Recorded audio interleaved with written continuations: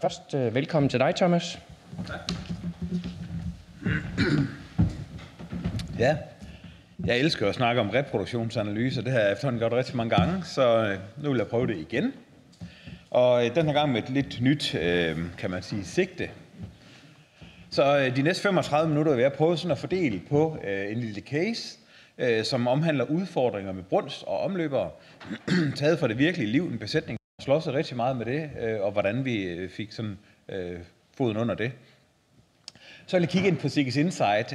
Nogle af jer bruger måske allerede rapporterne. Vi har rapporter omkring sooverlevelse, omkring pattegrisoverlevelse, og så har vi noget, vi kalder et sooptimeter, som er, jeg vil fristes til at sige, det er en ny analyse. Den er næsten færdigudviklet, men simpelthen et helt nyt analysemodul, som i stedet for at fokusere på overlevelse og død, som de to andre gør, så fokuserer den her på optimering af selve soholdet.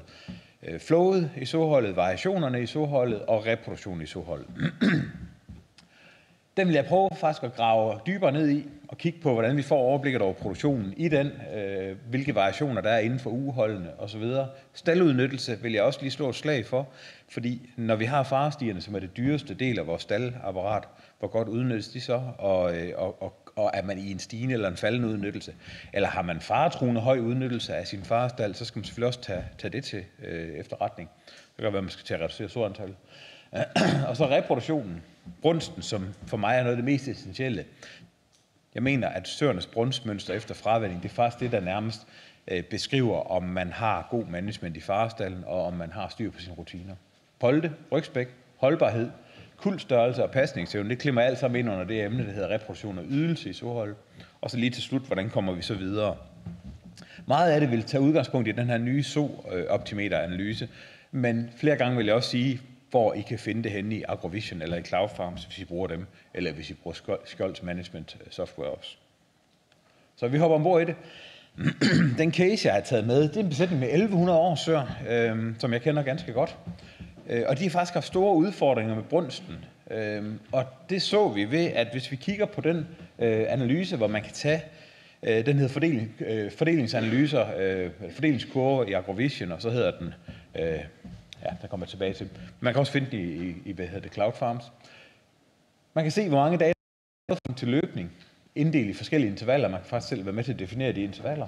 Og så ser man søernes kuldnummer herhen af. Og det interessante, når vi kigger på den her besætning, det er egentlig at gå ned og sige, på dag 7, der skulle vi jo gerne være færdige med at løbe ugeholdet. Og der kan vi så gå hen og se herhen, at akkumuleret set, der er der kun lige knap 81% af søerne, der er løbet. Det vil sige, rundt regnet hver 5. so, den ender faktisk med at skifte ugehold, den her besætning. Så er det rigtig svært at snakke stabile holdstørrelser osv., når hver 5. so, den faktisk driller. Så går jeg altid ned og kigger på den her. Her står der jo mindre end eller lige med 20. Det vil sige, den her, det er så 21 til 24. Og hvis vi bare lige trækker 21 dage cyklus fra, så står der jo egentlig 0 til 3 her. Og her står der så 25 til 28. Det svarer jo så til 4 til 7.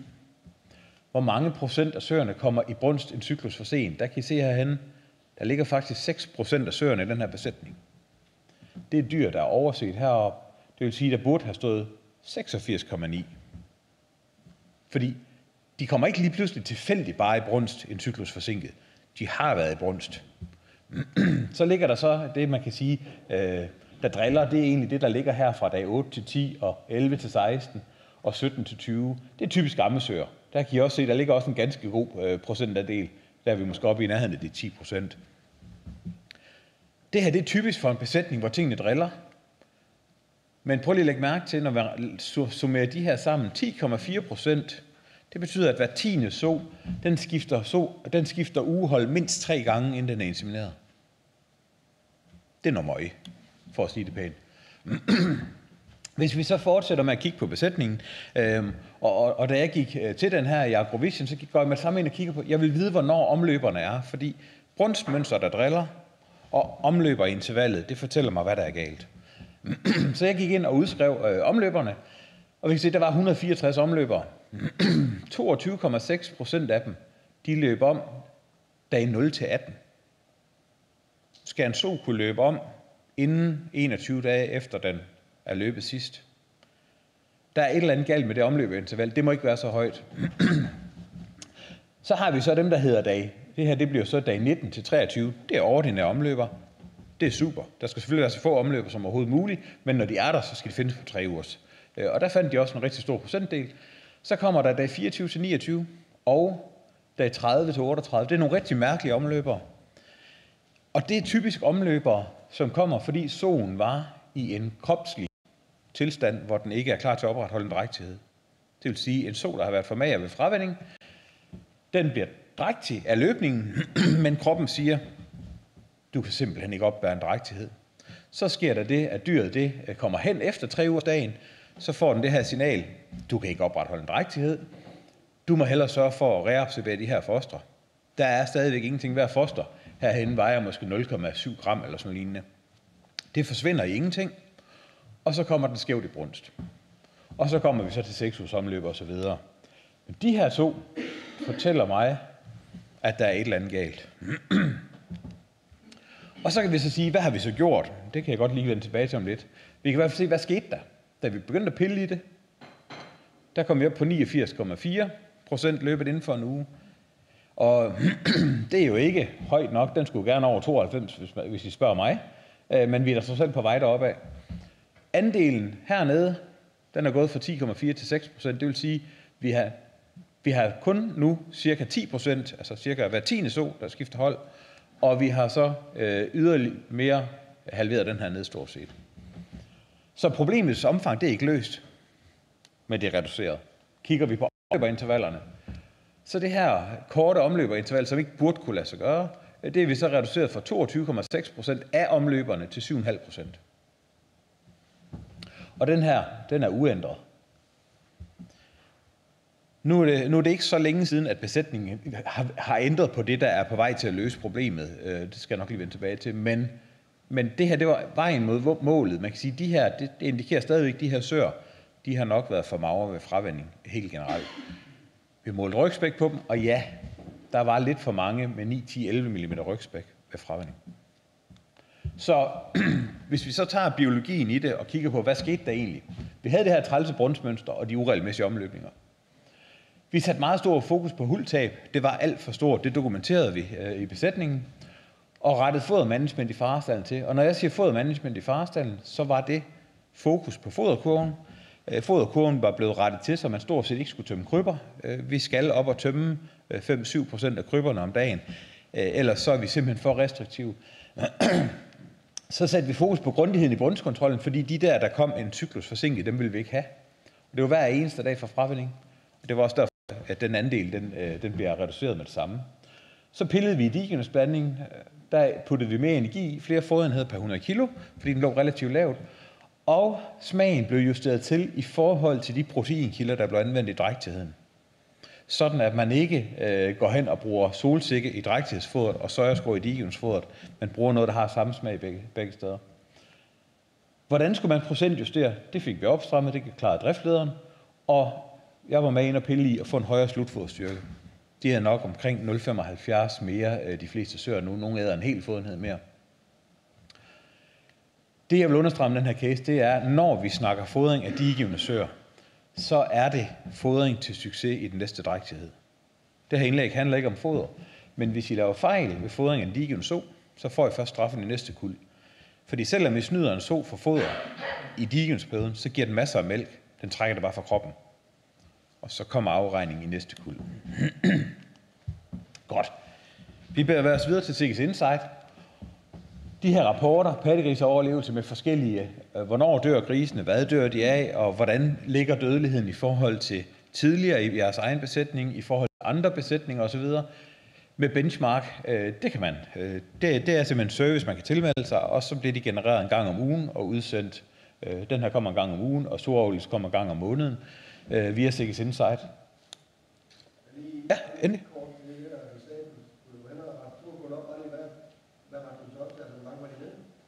Den stoppede bare på 8 fodenheder, og så fik jeg den banket op på 9. Hvad?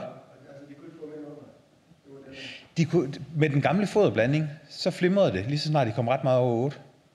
Med den nye foderblanding, så kan de slags klare 9 og 9,5.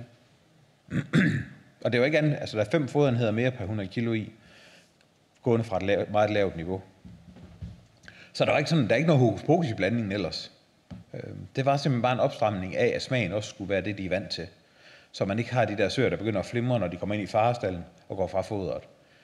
Det er næsten altid, fordi der ikke er samme smag i drægtigheds- og diegensfodret, hvis man har de der søer, der stopper maden, når de kommer i farestallen. Så har vi lavet zooptimeteret, og det er ret omfangsrigt med masser af grafer med farver og så videre. Jeg vil prøve at gå igennem og så koble det til det, I ser ude på staldgangen. Hvad kan I rette til, og hvad kan I bruge det til? Og det første spørgsmål fra jer kan sikkert være, hvornår kan man få det her? Og det, vi knokler på livet løs, vores statistikere og så videre, sidder og arbejder på det. Og det er noget, vi arbejder på, at det skal være tilgængeligt før midsommer. Det er målet. Men nu får I sådan en preview på, hvordan det ser ud. Jeg tror ikke, selve layoutet kommer til at ændre sig ret meget. Først så har vi sådan en helt simpel ting, ligesom I mange af jer måske allerede har på jeres ugemanagement eller jeres produktionstavle eller skærm ude i forrummet. Lige et overblik over antal faringerne, levende fødte grise per uge. Vi har valgt at sige, at det ikke er per kult, men per uge. Fordi det er det her, hvis der er store fluktuationer i det her, det er det, der giver bøvl ude i klimastallen. Og dødfødte grise, i princippet, hvor mange grise kunne have været ekstra født levende. Det er selvfølgelig ikke alle sammen, men en stor del. Hvor mange grise er der fravandet? Hvad er presset på klimastallen? Er det relativt stabilt over det sidste ugehold, de sidste 4, 12 og 36 ugehold? Så kommer der noget med gennemsnitlig udnyttelse af farestierne. Den skal nok komme mere ind på. Men det er simpelthen for at give jer en pejling af, hvor hårdt belagt er jeres farestier. Jeg skal nok komme med nogle indikationer af, hvad det er for nogle niveauer. Diegensdage hos ammesøer, der regner vi simpelthen bare ud, hvor mange procent af de fravindede kuld, hvor mange af de diegensdage, der er brugt til dem, er brugt fra en fravinding til den næste, i procent af, hvor mange dage der var totalt. Og det er jo så bare for at give en indikation af, hvor hårdt belagt er man med ammesøer. Og det er klart, hvis den her den begynder at bonge ud med 10, 15, 20%, så kan man godt begynde at sige til sig selv, så har man nok lagt rimelig stor pres på ens søer i form af ammesøer. Median rygspæk, egentlig bare en pejling, i stedet for at lave et gennemsnit. Gennemsnit er noget djævelskab at have med at gøre, fordi at i princippet så hovedet ind i en ovn og fødderne i noget isvand, så har man det også gennemsnitligt godt. Så derfor bruger vi medianen, det er det midterste tal, bare for at give en pejling på, hvor er vi henne i rygspæk på de søer, der bliver løbet. Der kan I se, at den her ligger ganske fint. Det vil så være et heltal, i stedet for et eller andet mærkeligt skævt tal. Så gør vi det samme, når vi kommer ud i løbestallen. Hvor mange løbninger er der foretaget? Er det søer? Er det polde? Og den her, som jeg sagde, hvor mange får vi løbet inden for de første 7 dage? Her kan I se sådan en super besætning, der ligger på stabilt på 92 plus. Hvor mange søer mister vi? Hvad er erfaringsprocenten? Og så igen sådan en median alder. En pejling på, hvor er I på vej hen med løbningen af jeres poldehold. Vi går meget mere i dybden med det bagefter, men bare for at man lige har det hurtige overblik, skrider det her. Og man kan selvfølgelig godt sige, at det her, det var der en flok gamle damer, der var løbet her i forhold til, hvad de har gjort de sidste 4 uger. Så kigger vi på noget, som Henrik han også nok vil komme lidt ind på. Hvordan er ugeholdets sammensætning og ugeholdets skæbne? Vi starter lige med akserne her. De er cuttet, fordi at ellers så får vi alt for høje figurer. Så de bliver automatisk cuttet et fornuftigt sted. Her kan vi sige, der er løbet 30 søer, og så kan vi ellers bare tælle op ad grøn. Søer løbet. Vi ligger på stabilt på nogle af 40 stykker. Så har vi poldenes bidrag. I kan se, det er meget stabilt i den her besætning. De er synkroniseret ind. Og omløberne, de er jo ikke helt jævnt fordelt. Men sådan en besætning her, som egentlig kører med et glidende gennemsnit, som hopper en lille smule op og ned, kan vi sige. Og det interessante her, det er jo, hvad der sker sådan hold her, hold 34, hvad der sker i hold, hvad bliver det her hold 5 eller 6. Der er nogle udfald, og det kan man selvfølgelig undre sig over. Men hvis man har en besætning, hvor det zigzagger op og ned hele tiden, så er det her sådan en barometer, der kan hjælpe en til at sige, hvad er det, der går galt for os. Hvad bliver resultatet af løbningerne så? Det er jo lige så interessant. Resultatet i en faring, den er blå hernede, støvblå, eller hvad man nu kalder den farve. Er de forventede drægtige? Det er selvfølgelig dem, der ikke har haft 17 ugers drægtighed. De er jo antaget drægtige, indtil de enten er omløbet, eller døde, eller slagtet. Og så kan man så begynde at lægge ovenpå, hvor mange mistede vi i holdet, og hvor godt er vores barometer. Og den her stiplede linje, det er sådan en prognose for, hvor mange faringer vi skal forvente de næste uger ude i fremtiden. Så når jeg snakker det her farestaldsudnyttelse, så bare lige for at ridse op, hvad er farestaldsudnyttelse egentlig, og hvorfor er det så interessant, i mine øjne i hvert fald. Den rå udnyttelse af farstierne, den kan vi egentlig beregne for alle besætninger, bare ved at lave et udtræk i Agrovision eller Cloud Farms. Hvor mange diegivningsdage er der realiseret? Vi kan jo sige, at hvis man har haft 200 kuld, og de har haft 28 dage, så har vi realiseret 200 gange 28 dage. Hvis nu, at vi så har haft 200 farstier, men vi har haft 36 dage til rådighed, så vil der så være en lavere udnyttelsesgrad, fordi der er flere dage til rådighed. Så man kan sige, hvor mange diegivningsdage har vi potentielt? Det er antal dage gange antal farstier. Den brøk, den fortæller egentlig noget om, hvor meget af vores tid har vi mælk i en farsti, mælk fra en so. Så kan vi korrigere den, fordi at der er jo også noget i lovgivning om, at søer de skal ind i hvert fald 3 dage før faring. De skal være løsgående til 7 dage før faring. De skal sættes ind i en rengjort farsti senest 3 dage før forventet faring. Så har vi en dag til at fravende, og vi har en dag til at vaske og udtørre. Så kan man sige, at for hver eneste gang vi putter en so i farestallen, så har vi, hvor mange dage realiserer den, og hvor mange forberedelsesdage har vi. Divideret med, hvor mange dage der er til rådighed. Og det er klart, at det her, det giver jo en højere udnyttelse, fordi vi tager forberedelsestiden med. Har man 14 dages holddrift, så står der typisk 9 dage herhenne. Så får man helt automatisk en dårligere udnyttelse af ens farsti. Det er sådan, det er. Her er tre forskellige besætninger med. Den rå farestaldudnyttelse, taget et eksempel på en, hvor vi cirka har mælk i farestien i 7 ud af 10 dage, en, hvor vi har i 75 ud af 100, og en, hvor vi har i 80 ud af 100, eller 8 ud af 10.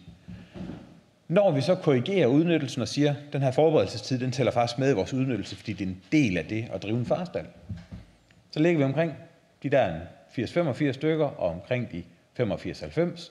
Og så her har vi en besætning, som faktisk er rigtig god til at udnytte farestien. Fordi de ligger faktisk og udnytter næsten al tiden, enten til forberedelse eller til mælk. Og så kan man så sige, hvad er det rigtige? Det kan jeg jo ikke svare på.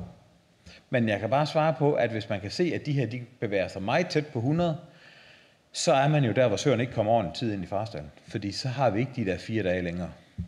Så kan man så sige, så cutter man 1 dag af vaskedagen og sætter dem ind i en halvvåd stald. Det er der nogen, der er nødt til. Så flytter man bare en dag internt i det her regnskab. Det flytter ingenting i virkeligheden jo. Men bare lige det her med farestaldsudnyttelsen, for I forstår, hvorfor jeg synes, det er interessant. Hvis vi har 365 dage om året, vi antager, at I har nogle højproduktive besætninger, det er en del af konceptet i jeres erfagrupper, 3,2 kilo kuldtilvækst per dag, det svarer til en god so, der fravender 14 grise på 7,2 kilo på 26 dage. Det er ikke urealistisk. Hvis vi nu siger, at I har 60% rå udnyttelse af farestierne, så har I et output på 700 kilo gris per farestige per år. Går vi 10% op i udnyttelse, så stiger den faktisk med 117 kilo. Og går I op på 80%, hvor vi gerne skulle ligge i rå udnyttelse, så er vi næsten op på et ton. Så det vil sige, at der er selvfølgelig stor følsomhed. Havde jeg skrevet 3 kilo her, så var de her tal jo faldet drastisk.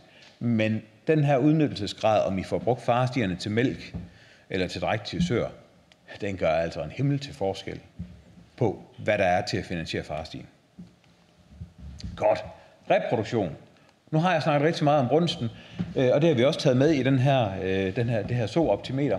Fuldstændig det samme, som vi så før. Antal dage fra fravending til løbning hernedad, kuldnumrene henad, hvor mange løbninger har der været, akkumuleret, og så regner vi ud et procent, og så benchmarker vi faktisk i forhold til de bedste 50% af de besætninger, der er med i CGS Insight, og de 10% bedste besætninger, der er med. Så har vi tilladt os at lave sådan, at alt indtil dag 7, det er grønt, fordi det opfatter vi typisk positivt, medmindre man er farveblind, så kan det selvfølgelig være en udfordring. Så har vi noget gult i midterintervallet, det er det her, der typisk vil være ammesøerne, og så har vi noget rødt hernede, som er noget, vi helst ikke vil se noget af. I den her besætning, 94,8% løbet inden for en uge. Det er kun 5% af søerne, der skifter farhold i sådan en besætning her. Og det svarer faktisk til, at han er lidt bedre end de 10% bedste. De 50% bedste, de er ikke engang på 92, hvilket de burde være. Hernede er der ikke ret mange at se, fordi at vi går fra 97 til 97,8. Det er 0,8%, så der sker ikke så meget dernede. Det man skal tjekke, det er, ligger vi stabilt over de her et par 90%, der er løbet inden for en uge? Har vi mange i rodekassen, der er ammesøer? Typisk ammesøer, jeg siger ikke, det nødvendigvis alle sammen er. Ligger vi med under 1,5%, der er løbet en cyklus forsinket, og har vi ingen, der er gået over 29 dage? Her der har soen altså haft 7 dage til at komme i brunst, så har den haft 21 dage til at komme i brunst igen, og alt derimellem. Hvis ikke den er kommet i brunst af 29, så burde den ikke være en løbestald. Så kan man så sige, at det er jo ikke alle steder, det kører helt som ønsket. Her er et eksempel igen. 83,8%. 16,2% af de her søer, de skifter ugehold. 11,7% af dem, de ligger og er måske ammesøer. I kan se, der er massiv antal her. Og det er ikke fordi, det er små data, jeg har med her. Jeg har jo 3200 løbninger med i den her analyse, jeg har lavet her. Vi har 2%, vi går fra 98 til 100, vi har 2%, der er helt nede og snyder os i mere end 4 uger. 5,3% samlet, der snyder os i mere end 3 uger. Det her, det er noget af det, der forstyrrer jeres sohold helt vildt. Og så kan man så sige, er det ammesøernes skyld? Der har vi faktisk også i det her optimeter lavet, at vi laver den fuldstændig samme analyse, kun for ammesøer. Og der kan vi så se for en anden besætning her, 80%, det vil sige igen, så er vi på cirka 20 ud af 100 søer, der skifter ugehold. Vi har noget rod hernede, det vil vi typisk have ved ammesøerne, og vi har lidt rod hernede. Men for jeres enkelte besætning, der vil I, når den her analyse udkommer, kunne se, er det ammesøerne, der er jeres problem, eller er det et ordinært problem for alle søer. Så driller brunsten. Ammesøernes brunst, det kan man finde ud af det her. Det kan man faktisk ikke i det software, der findes nu. Når I får analyserne, bilagene bagefter, så kan I faktisk gå ned her, hvor finder I tingene i Cloud Farms og Agrovision. For der kan I finde nogle af de her ting, så har jeg skrevet ned i bunden, så kan I gå ind og gøre det derhjemme. Hvad taber søerne i farestallen? Hvis de taber så 0-15 kg og 2-3 mm rygspæk, hvis I ved, at de ikke taber sig mere end det, så er det i hvert fald ikke det, der forsinker brunsten på dem. Flex fravender I, altså tager 1, 2, 3 grise en uge før fravending, så beder I selv om bøvl. Så oplever soen, at presset på yver daler en lille smule, kommer i positiv energibalance, kommer skævt i brunst, og så har I hele balladen. Så flex fravending, så beder man selv om, at det her det skal ligne noget møg. Godt. Jeg hopper videre til poltene. Og der kan man allerede nu i de analyser, der findes i både Agrovision og Cloud Farms, gå ind og kigge på, hvad er poltealderen ved løbning, og hvordan er resultaterne af dem osv. Vi har grebet lidt anderledes an og prøvet at lave sådan, hvordan ser det ud for de seneste 12 måneder? Hvad er fordelingen af poltealder ved løbning i den konkrete besætning? Og de sidste 6 måneder og de sidste 3 måneder. Her er det jo ikke resultaterne, her er det bare, hvordan fordelingen er af dem, I har løbet. Og vi kan se en besætning her, hvor de ligger med en overvægt, de lige kommer over 240, de ligger lige med en lidt tung, hvor de er blevet lidt for gamle ved løbning. Og egentlig, når man kigger på 6 måneder, er ikke sket det store. Men så kan man se, at de begynder faktisk at blive skubbet en lille smule den rigtige vej, og kommer ned i de optimale intervaller, og bliver løbet lidt yngre i starten. Eksempel 2 herovre, der kan vi se en besætning, hvor der også er en lang hale herhenne.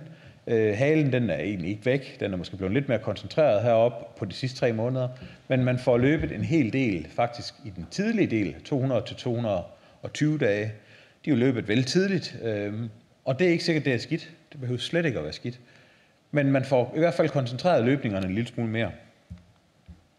Jeg kan blive ved med eksempler. Her kan I se en besætning, hvor her har jeg kun taget 12 og 6 måneder med. Her kan vi se et kæmpe hale af dyr, der er helt op mod 280 dage. Det betyder så også, at der er nogen, der næsten har fødselsdag, inden de bliver løbet. Og så ligger dem i det optimale interval. Det er heldigvis dem, der stadigvæk er flest af. Men sådan så det ud på 12 måneder, på 3 måneder, eller undskyld, på 6 måneder, der kan I se, at halen den bliver stor. Hvad sker der i sådan en besætning her? Jeg kan ikke svare på, hvad der sker. Jeg kan bare svare på, at tallene lyver ikke. Omvendt, eksemplet herover, man kan stille sig selv spørgsmålet. Her sidder I en meget, meget, meget høj andel i procent af det samlede antal løbninger, der er over 280 dage gamle. Og vi kan stille os selv spørgsmålet, er det en poltestald, eller er det et plejehjem, det her? Og så ser man faktisk en besætning, der laver den fedeste turnaround, fordi at så på 6 måneders basis, så får vi lige pludselig sådan det hele meget fordelt over alle mulige aldersgrupper. Og så lige pludselig, så begynder vi faktisk at ramme, at halen den bliver mindre og mindre herhenne. Man kan jo gisne om, hvad der kan være sket. Enten så har man jo slagtet nogle hold polte for at komme ned i alder, eller også så har man begyndt at løbe polte i vildskab. Der er jo 2 måder at komme af med for gammel polte på. Den ene det er bare at løbe ekstra mange polte for at komme ned i alder.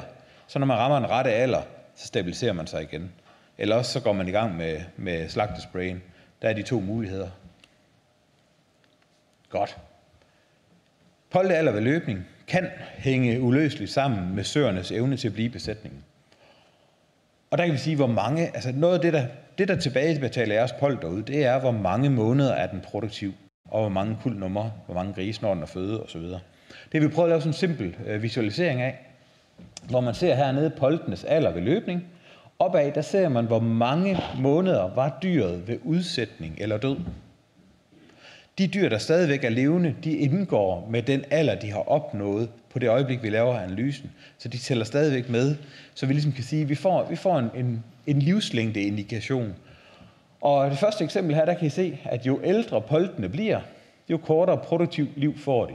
Og hvad er forskellen? Den er ned fra, hvad bliver det her? Det bliver jo, det er jo måske 23 måneder, og heroppe er vi på, hvad bliver det? 27 måneder. Det er 4 måneder. Så det er en drægtighed i forskel. De når at performe i gennemsnit mere. Det farvede område, det indikerer, at 50% af poltene, de ligger inden for det her. 25% ligger med en højere holdbarhed, 25% med en lavere holdbarhed. En anden besætning herover, der kan I se, at når vi rammer tæt på den optimale løbealder, så får vi det længste liv. Hvis de er meget unge, så får de et meget kort liv. Hvis de er meget gamle, får de et meget kort liv. Når de her analyser kommer ud, så det vigtigste for jer, det er, at det ligner en sur smiley. Hvis det her det ligner en smiley, så er der noget galt. Hvis det er godt at være helt ung og helt gammel og skidt at være i den optimale alder, så er der et eller andet galt med polterekrutteringen eller noget andet. Så man skal egentlig bare glæde sig over, hvis den kunne ligne en sur smiley, så er det godt. Og så skal man bare sørge for, at der bliver løbet så få ud i enderne, at den sure smiley forsvinder og bliver erstattet af sådan en, hvad kan man sige, en bestemt smiley, der bare er fuldstændig vandret på et meget lille interval. Ja, så hvis kurven ikke har det her forløb, hvis vi har en opadgående trend med stigende alder, altså det vil sige, hvis vi begynder at få en smiley, der kigger meget opad herhen, så er det fordi, man ikke har det rigtige rygspæk ved løbning. Så får de det med alderen, og så er det rygspækket, der giver effekten, og ikke alderen. Hvis den nu går nedad med meget unge dyr, ligesom den her gør, så er de nok også løbet med for lidt rygspæk. Det bragte os jo selvfølgelig videre på, at alle de besætninger, som så gider at registrere rygspæk, der laver vi fuldstændig det samme. Hvad betyder rygspæktykkelsen? Ikke alderen, men hvad betyder rygspæktykkelsen for de samme polte? Og der kan vi se en besætning her, hvor når de rammer de her 13-15 mm opad, så kan vi se, at livslængden den er faktisk stigende heropad, når de bliver federe. Og den anden, den er meget flad, og jeg kan ikke forklare hvorfor, men helt fra 9 og så hen til 15 mm, den er stort set fuldstændig flad. Det her det er nogle analyser, der kommer, og dem, der registrerer rygspæk, der forventer jeg mig faktisk, at vi kan begynde, når vi begynder at kigge på big data og samle mange besætninger, at vi kan begynde at få nogle indikationer af, skal det hedde 13-15, skal det hedde 13-16, hvor slemt er det egentlig at gå ned på 12, hvad betyder det for livslængden? Men det kommer vi til at vende tilbage til, når vi virkelig får det her kørt ud i stor skala. Ja, og forsøg og litteratur viser, at rygspæk og livslængde kan være meget positivt korreleret. Så overlevelse og meget magre polte, det er ikke en god kombi.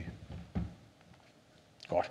Så har vi også lavet noget på kuldstørrelse, og det kan man sige, der er ikke alle, der synes, de mangler levende fødte, eller dødfødte, eller totalfødte, eller noget som helst. Men bare for at vide, hvor er man henne, så har vi lavet sådan en farvelade her, hvor vi siger, de bedste besætninger, de er mørkesgrønne, og så kommer vi ned og beskæftiger os med 75% percentilen. Det vil sige, at de 25% dårligste, de ligger længere nede, men vi har en god bred percentil der. Tager en rigtig god besætning og viser, hvordan den ligger i udviklingen i kuldstørrelse. Starter med de der, hvad bliver det, omkring 18 et eller andet her i totalt for det første kuld. Over til højre har jeg prøvet at tage et eksempel med på en besætning, der bare springer skalaen, hvor vi faktisk er oppe og snit de der næsten 25 totalt fødte i 3. og 4. kuld, og imponerende kuldstørrelse, hvor vi er godt over de 20 totalt fødte på første kuld.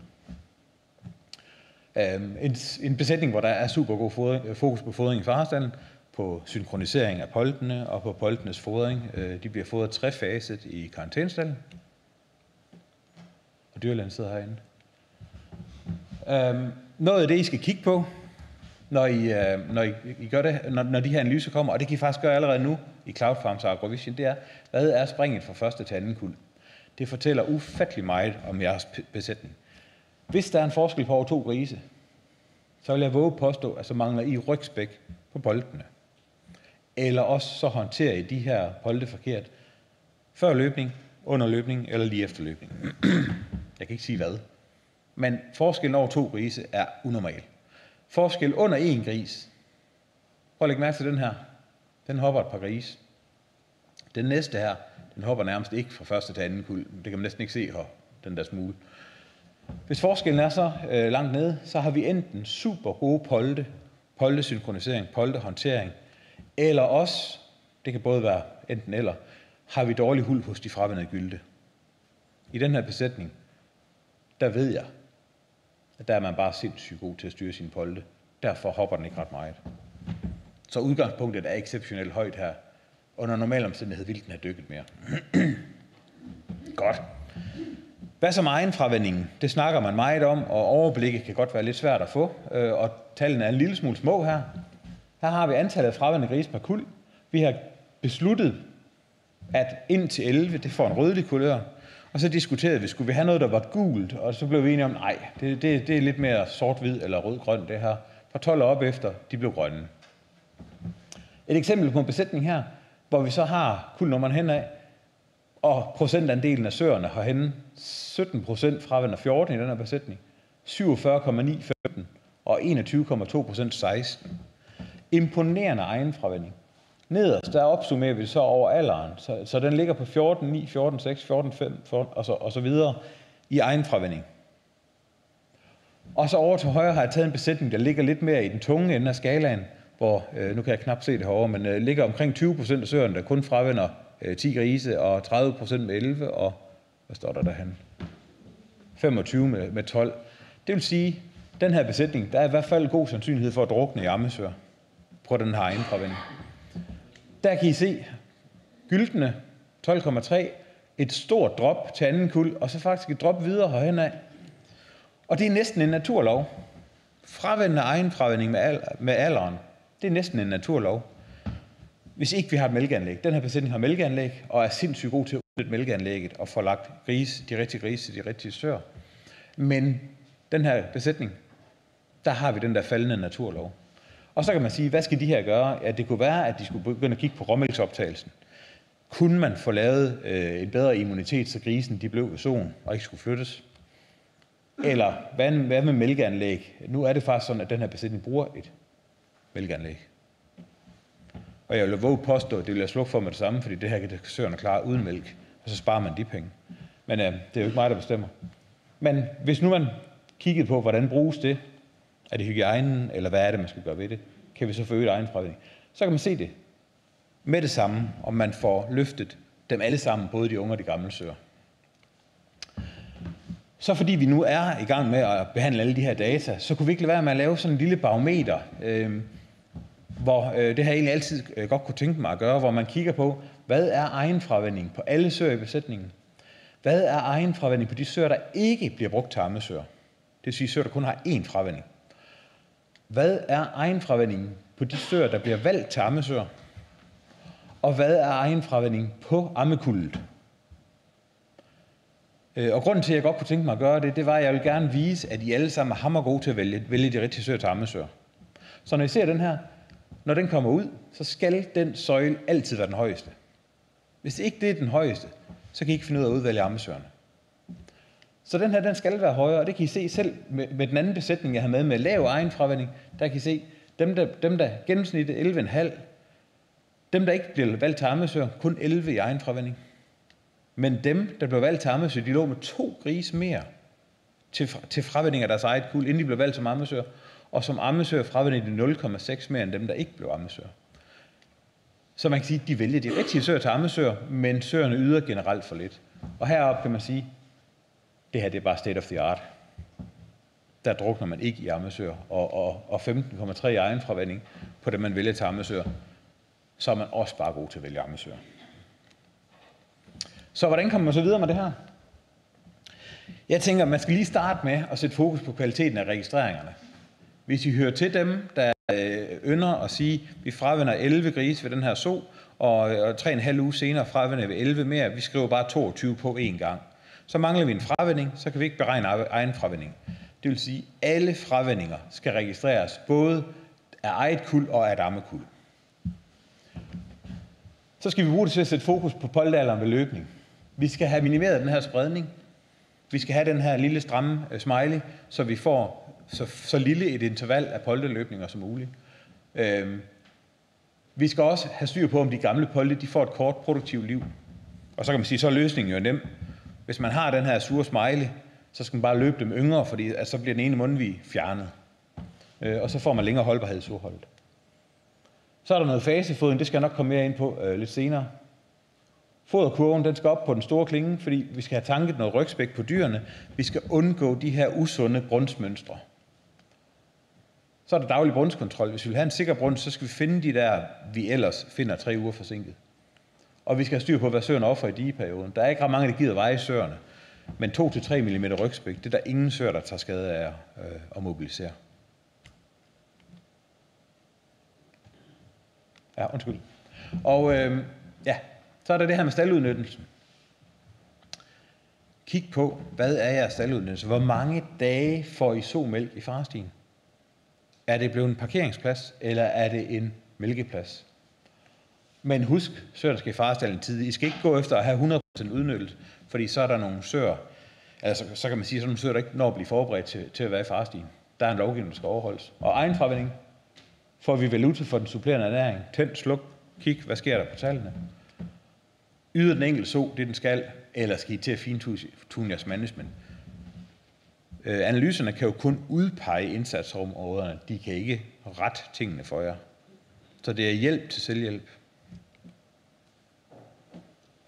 Så ved jeg ikke, om der er tid til spørgsmål, Lars, eller hvordan? Jo, hvis der er et hurtigt spørgsmål eller to, meget vigtigt, man taler i mikrofonen. Er et... Det gør jeg så ikke. Og der kan vel også være for de andre destinationer. Er der nogle spørgsmål her i Odense? Ellers så har jeg måske et enkelt hurtigt spørgsmål. Thomas, hvordan kommer man med? Jamen, man kan jo sige, at hvis man tilmelder sig Sikkes Insight nu, så er det de her 2 overlevelsesrapporter. Og så kommer der en eller anden form for særtilmelding senere på året til den her analyse. Vores udfordring er jo, at de 2 med overlevelse, de kører som udgangspunkt som gratis ydelser. Og den her bliver også udviklet, men driften af den bliver en form for finansiering. Jeg kender ikke alle detaljerne endnu. Der har været snakket om, at det bliver 10 kroner per dag. Ikke per so per dag, men per dag. Så man kan sige, det er jo sådan 3600 kroner om året eller sådan lignende. Og det er simpelthen fordi, vi skal have al regnekraften, den skal være selvfinansierende. Og hvis man bare vil med i det insight, der kører nu, så bliver man inviteret ind i det nye. Ja, hvordan det teknisk kommer til at foregå, det er ikke sådan noget med, at vi bare begynder at sende den her ud til alle. Men man kan melde sig til Sikkes Insight nu, så er dataene inde, så den dag vi lancerer, så kan man være med sådan her. Så det vil vi opfordre alle til at gøre. Det er let at arbejde for dyrlægen, kan jeg forestille mig. Præcis. Hvis man får det her på en mail inden besøget. Vi siger tak til Thomas. Selv tak. Så Thomas kommer igen. Så er det dig, Henrik.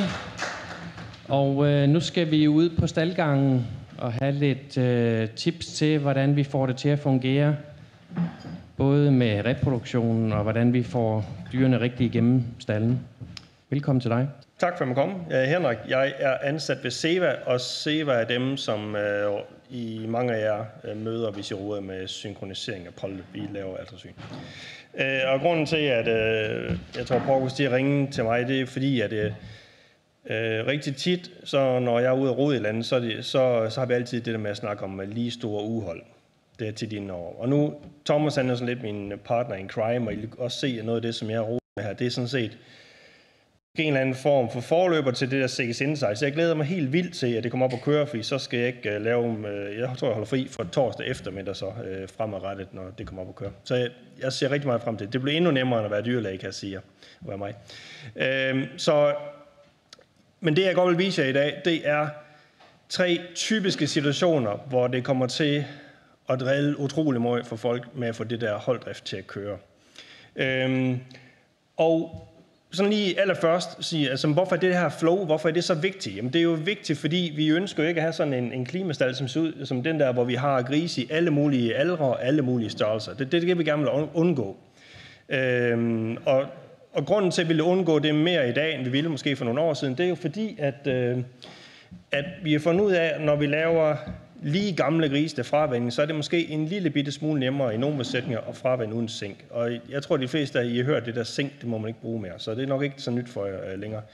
Men lige store ugehold, så hvis man sætter lige mange søer ind hver eneste uge og tager lige mange søer ud hver eneste uge, så har man en nemmere situation i forhold til at lave hold, hvor grisen lige er gammel til fravænning. Og det er så det, som blandt andet Porgus, de også råder med, det er, at det kunne være skønt, hvis man kunne fravænde grise uden fravændingsdiarré. Altså det ville være et nemmere liv, og det kan vi alle sammen lære at leve med, hvis det skulle ske. Og det er jo fordi, at mave-tarmkanal, den udvikler sig i forhold til alder. Så hvis man er 3 uger gammel, så kan man optage nogle typer af proteiner. Hvis man er 5 uger gammel, har man et lidt bredere udvalg af ting og sager, man kan spise. Så jo ældre man bliver som gris, jo mere kan man håndtere, når man spiser. Så det er jo det, der er ligesom vores udfordring, når vi fravænder gris, hvis de kommer ned på 3 uger eller mindre, at det vi køber til dem, det er måske ikke lige det foder, som vi havde drømt om, de skulle spise. Og så er det også den situation, at immunitet udvikler sig i forhold til alle. I ved, de får deres råmælk. Råmælken, det fiser af sådan hen over en 3-5 uger. Og så starter deres egen immunitet jo lige så stille op, når de er en par uger gamle, og så bliver bedre og bedre. Så er der nogle af jer, der lægger nogle vaccinationer ind. Det kan være den første uge, det kan være ved fravænding, og hvis det er ved fravænding, så er det ikke lige meget, om det bliver fravænding ved 3 uger, eller 4 uger, eller 5 uger. Hvis den bliver. Og så, vi har en vaccination, der ligesom skal nå at virke. Så derfor så immunitet er også en variation i forhold til alder. Så de 3 situationer, hvor jeg typisk ser det gå galt, jamen det er jo sådan en her, hvor man har, som Thomas også viste, man har nogle løbninger, og det går vældig meget op og ned. Så har man man skulle have 50, ikke også, og så har man 30 den ene uge, og 65 i den anden uge, og 70 i den fjerde uge, og så ned på 25 igen. Og hvis man er rigtig heldig, så har man en der med 25 nytårsmorgen, ikke også, og så er det bare fedt. Altså, så fik jeg planlagt det rigtig godt for mig, for der var ingen erfaring lige når jeg havde weekend. Men man kunne også ramme en af de der, hvor man er oppe på 75, hvor man bare arbejder røv ud af bukser, både lørdag og søndag, fordi at der er bare rigtig mange til erfaring. Den anden situation, jamen det er der, hvor man har for mange faringer. Og det ved jeg ikke, om I nogensinde har prøvet, at jeres farstal, den sådan set mere eller mindre strander til i søer, der skal fare, og søer med grise, og man faktisk overhovedet ikke har plads til det, man faktisk drømte om at skulle lave det. Når sidst, så står man med søer og grise over alt. Og den tredje situation, jamen det er, ja det kan lyde underligt, det er, hvis man har for mange levende fødte grise. Og kan det overhovedet lade sig gøre? At have for mange levende fødte grise, men det kommer an på, hvad situation man nu står i, ikke også? Og hvis man nu tager den her, og det minder jeg rigtig meget om det, Thomasen sagde, det er jo en besætning, hvor fart per uge, det er den orange, det vil sige, at vi ser variation i, hvor mange der kommer til faring, og den blå, det var vores plan. Og I kan se, at de følger planen i gennemsnit, men ikke sådan lige hen over hver uge. Så i den første uge her, eller de første uge, vi ser på fra uge 2, 3, 4, 5, jamen der har vi rigelig mange faringer i forhold til, at vi har farstiger. Så har vi en periode, sådan var det lige lidt for få, så har vi lidt for mange, men det udligner sådan hinanden nogenlunde, så det gør ikke den store forskel, i hvert fald ikke lave en hel masse ballade. Og så har vi sådan en længere periode, og det er så der, hvor det er godt at skal have faring nytårsaften, fordi der er ikke ret mange sødt erfaring, så det er en af de gode perioder, hvis man skal tage imod de grise. Der kommer simpelthen for lidt sør til faring i forhold til, hvad man har drømt om, og så har man lige sådan en swip op af der til sidst. Men i gennemsnit rammer de her, altså de der 62, som de skal. Så banken er egentlig ikke utilfreds med, hvad der kommer af faringer. Det er bare frygteligt bøvlet at passe dem. Og for lige at vise, hvad det er, og det der siger noget af mit, det er sådan nogle gange lidt en forløber til Thomas han råder med, det er, hvis I nu kigger her, det var der, vi havde de for mange faringer. Og der lige kunne se, at gris, der er fravendt i de her uger, dem, der er 19 dage, altså 3 uger gamle, det er de blå. Så dem er der nogle af dernede i bunden. Så har vi de orange, det er dem på 26 dage, altså almindelig 4 ugers fravending. Og så har vi nogle enkelte uger der, hvor vi faktisk får nogle hold fravendt ved 33 dage, altså det, der svarer til 5 ugers fravending. Så vi har sådan en skøn sammenblanding i nogle af de uger, hvor der er gris, der er fravendt på 2 eller på 3 uger, på 4 uger, på 5 uger. Hvis nu tager den første her, hvor I ser, der er en blå bølge, men det kommer sig af, at vi sat for mange søer ind i en periode der, og der har vi faktisk 18 uger i træk her, hvor vi fravender mellem 25 og 30% af grisene, som kun er 3 uger gamle. Og dem lukker vi selvfølgelig sammen med dem, der er 4 uger gamle. Så har vi den der lidt op og ned, og det ændrer ikke noget som helst på sammensætningen af, hvor gamle de er, dem vi fravender. Og så har vi den her lidt længere periode herhenne, hvor der er alt for få søer til faring i forhold til, hvad vi har planlagt. Og det gør så lige pludselig, så får vi voldsomt god plads i vores farstal. Så nu kan vi faktisk lade dem gå. Jamen nu kan de nå at blive 4 uger. Og faktisk kommer vi helt derhen. Vi når at blive 5 uger, fordi hvis vi ikke har nogen, der masser på for at komme ind til faringen, så er det tit, så kan vi godt lade dem gå. Vi har jo ikke nogen tomme farstier til at stå særligt tit. Så i den situation, der hen til sidst, der har vi faktisk 6 uger, hvor der er en 20-25% af grisen, der er 5 uger gamle, og de er selvfølgelig noget skønnere at fravende. Og hvis nu kigger på, fordi det her det er jo sådan set sammensætning af de kuld, vi fravender uge efter uge, men hvis så kigger på gennemsnitsalderen, det er jo den, I får ud i jeres rapport, det er derfor, jeg er vanvittigt glad for Sikkes Insight, fordi nu kan vi begynde at se på det her, fordi det kan man ikke finde i e-kontrollen, som det ser ud i dag. Det er jo, at vi har jo en fravendingsalder, som er gennemsnitlig i dag på vores e-kontrol. Men i virkeligheden, så har vi sådan, hvor vi har den her bump med for mange søer, det er så her, vi kommer ned på de der 25-30% på 3 uger. Men der har vi 24 dage i gennemsnit jo. Og det er jo egentlig ikke sådan skidt, synes vi. Men vi skal bare huske, det er jo en sammensætning af en 25-30%. De er kun 3 uger, og resten er så 4 uger. Og det er derfor, vi har et gennemsnit på de 24 dage.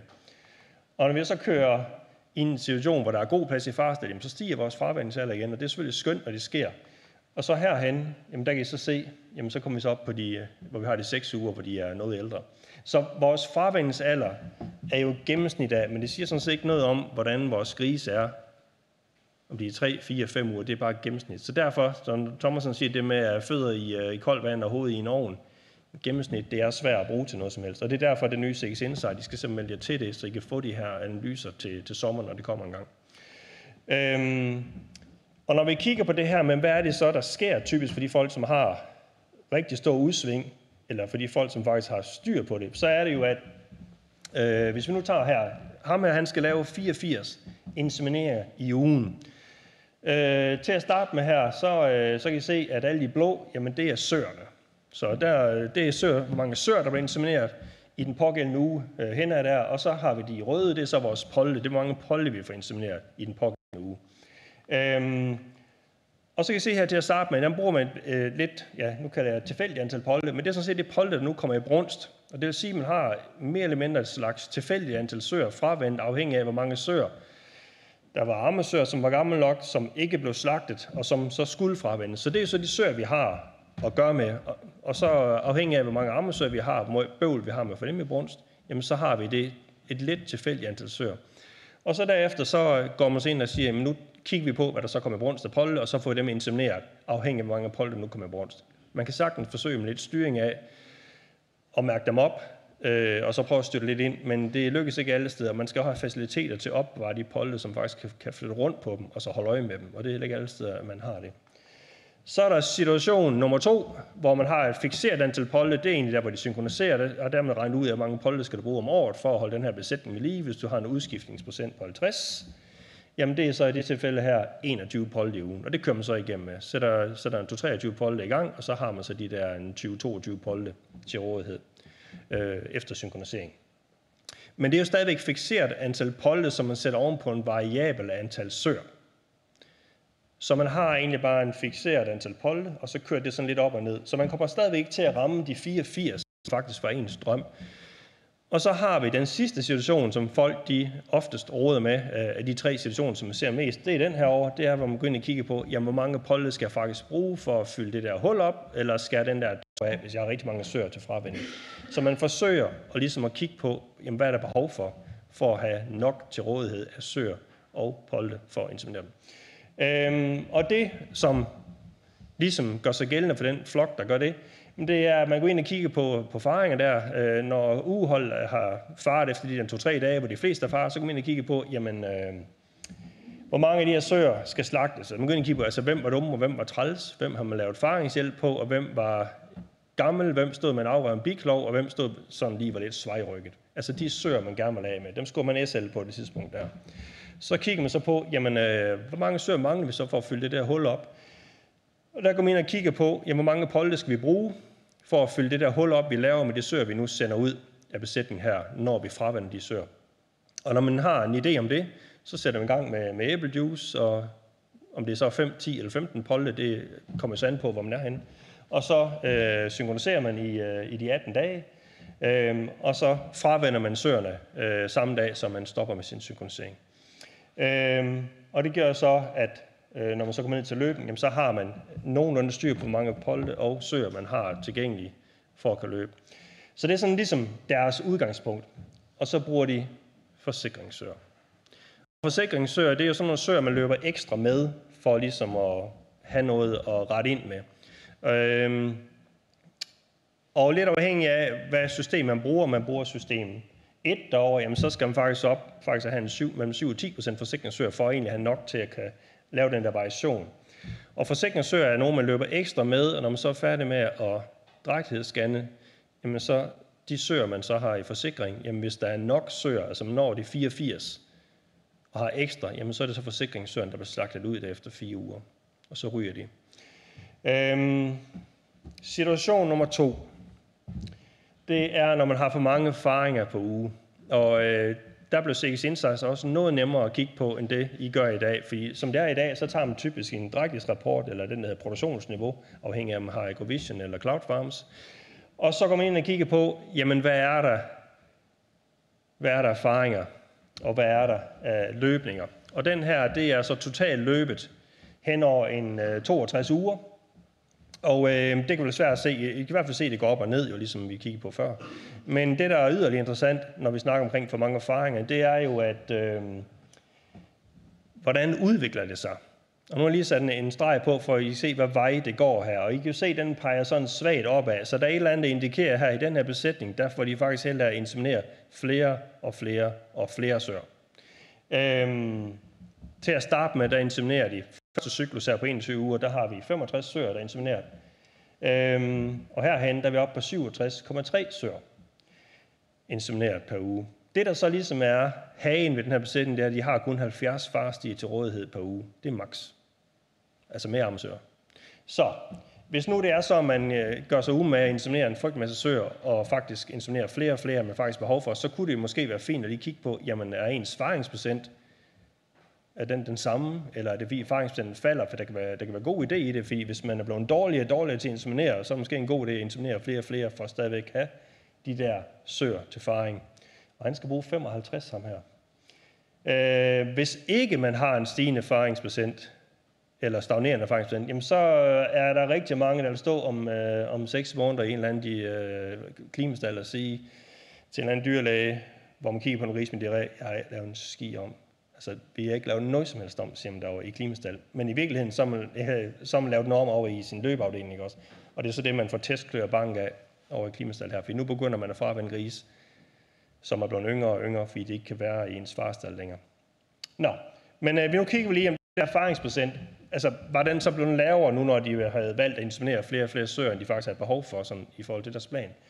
Jamen, I kan se her, jamen de skulle have 55 faringer i ugen, det var deres plan, fordi det passer med den antal ammesøer, de faktisk har plads til, med 70 farstige i ugen. Så I kan se, faringer, det er sådan den lille der, den kører stadigvæk lidt op og ned. Faring i gennemsnit, den ligger på 56, og det var 55, vi skulle bruge, så de er i hvert fald enten ikke får slagtet deres forsikringssøger ud, eller så går det bare lidt bedre, end de har regnet med. Men I kan stadigvæk også se her, at der er en streg, som sådan ligesom peger lidt opad. Og det betyder faktisk, at de får flere og flere til faring. I kan se her i den første periode på 21 uger, der har de 54,9. Herhen, der har de 57,4. Og det var 55, vi skulle bruge. Så lige rigeligt med søer til faring i forhold til, hvad nu har farstier. Så hvis man nu siger, at man har 70 farstier, og de bruger 27% ammesøer, så passer det faktisk lidt, når man har 54,9 søer til faring, og så er der så 14,8 so, og det kan man selvfølgelig ikke have, det runder man op til 15, det er klart. Men det passer faktisk til 70 farstier. Så når vi starter ud i den her besætning, så er det egentlig ikke så tosset. De ligger sådan nogenlunde, der er noget svip op og ned, men hen over en periode, så er det ikke sådan helt skidt. Det, der ligesom vores udfordring, det var jo, at I så, at de inseminerede flere og flere søer, så når vi kommer herhen og kigger på de 21 uger her, så har vi faktisk 57,4 so, og de bruger stadigvæk 27% ammesøer. Så nu overstiger de faktisk vores 70 farstier. De har 2,9 so for meget i hver eneste uge. I hver uge er der 2,9 so mere, end vi faktisk har plads til. Hvis vi så siger, at vi har 55 faringer i ugen, det er det, vi har plads til, plus vores ammesøer. Så, og vi bruger 2,9 so mere, eller 2,9 farstige mere, end vi faktisk har råd til, i forhold til at have dem fra i 4 uger. Så kan I se her, så vil vi jo æde os ind. Først så, når vi æder jo lige stille ind på dem på 3 uger. Så efter 11 uger, så har vi faktisk kun 26 kuld tilbage af de 55, vi skal fravende i en uge, som er 4 uger gammel. Så har vi til gengæld så 29 kuld, som er nede på 3 uger. Og når vi så har kørt hele den der 21 ugers cyklus, som de nu havde for mange søer i, kommer herhen, så er vi faktisk allerede efter 20 uger, så er vi gået fra 4 ugers fravending ned til 3 ugers fravending, fordi man lige har 2,9 så for mig, der stadigvæk bruger 27% ammesøer. Så det er sådan en rigtig fin måde at gå fra 3 uger, eller fra 4 ugers fravending ned til 3 ugers fravending på mindre end 20 uger. Og det er jo ikke nogen tal, jeg har fundet på. Det er en landmand, der har sagt, du må gerne bruge dem. Det kunne være det skræk advarsel for nogle andre, ikke også? Og hvad er det så, der er helt vildt problematisk, når man render i den situation, hvor man går fra 4 uger ned til 3 ugers fravending, ved at ligesom at æde sig ind på sin fravendingsalder? Det var jo, at vi gik lige på, hvad skal der til, når man kører sin synkronisering, for at kan nå at rette det her op? Det var jo, at vi havde nogle erfaring, en ugehold, hvilke mange søer og så videre, og vi skulle finde ud af, hvor mange polde, der skulle bruges, ikke også? Og så skulle vi starte op med at træne de her polde. Vi skulle give dem noget synkronisering i 18 dage, ikke også? Så vi skulle stoppe det. Og det betyder, at vi skal bruge 21 dage, for at kan nå at bestemme, hvor mange søer skal ud, hvor mange polde skal sætte i gang, træning, synkronisering, stop-synkronisering. Det tager 21 dage. Det er jo fint nok, når vi fravender 26 dage, så kan vi godt nå det. Vi har 21 dage at rode med, vi har faktisk god tid, ikke også, med 4 ugers fravending. Men hvis nu det var sådan, at vi gik over her, og nu er vi nede på 3 ugers fravending, som i virkeligheden kun er 19 dages fravending, når vi begynder at kigge på, hvor lang tid det bliver, jamen så er 20 dage jo sådan set lige i overkanten til, at jeg kan nå det. Vi har de 20 dage, og vi skal bruge de 21. Så der er faktisk ikke, vi kan faktisk ikke nå at vurdere de søer, som endnu ikke er faret, om de gør det godt eller skal ud. Så derfor så bliver det sådan lidt mere, vi må se, hvordan det går. Eller tilbage til, at vi bare kører fikseret antal polde, så er det 21 i uge. Fordi det kan vi, så har vi fået gennemsnit på plads, ikke? Den tredje situation, når jeg ser, at det går rigtig galt for folk, det er, når man får født for mange pattegrise. Og så kan man føde for mange pattegrise? Nej, det kan man jo i princippet ikke. Men det betyder, at man skal gøre noget andet, hvis man står med rigtig mange levende fødte pattegrise, ikke også? Fordi vi vil jo gerne have mange levende fødte pattegrise. Men der, hvor det især går galt for folk, det er, når man ikke får korrigeret enten med antal faringer, eller får kigget på, hvad tager det så ammesøer. Den her besætning, de har 60 faringer i ugen.